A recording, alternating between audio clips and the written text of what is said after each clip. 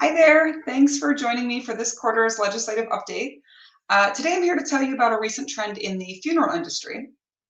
Over the past few years, we've seen several states move towards legalizing a process known as human composting or organic reduction, as it's often called in legislation.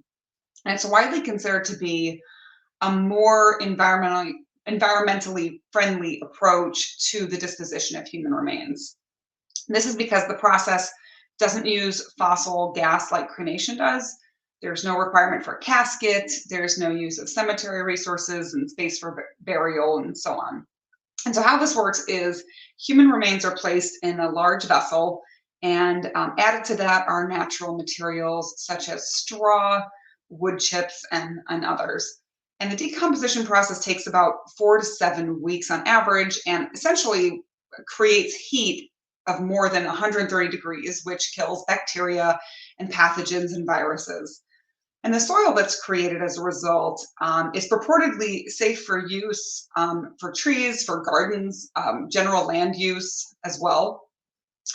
So Washington became the first state to legalize this process with the passage of Senate Bill 5001 in 2019. And it passed with overwhelming and bipartisan support in both the state House and Senate. It was signed into law the same year. It went into effect the following year in 2020. And the law added natural organic reduction to as part of the definition of human remains. And natural organic reduction is defined in the law as the contained accelerated conversion of human remains to soil. And the law also requires licensure for those conducting natural organic reduction or operating a facility that conducts natural organic reduction. And then Colorado became the second state to legalize it in 2021.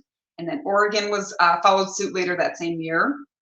The next year in 2022, California, Vermont, and New York all legalized natural organic reduction.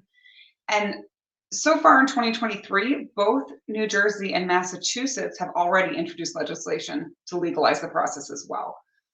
And in the world of legislation, to have 6 states move in the same direction in just a 3-year period, with 2 more states poised to do the same this year already, and it's barely March, it's pretty remarkable.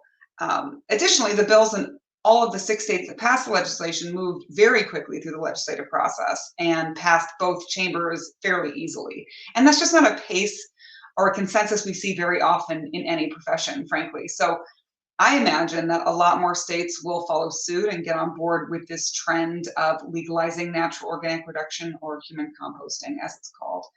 We'll keep an eye on that, of course, so stay tuned, and thanks for listening.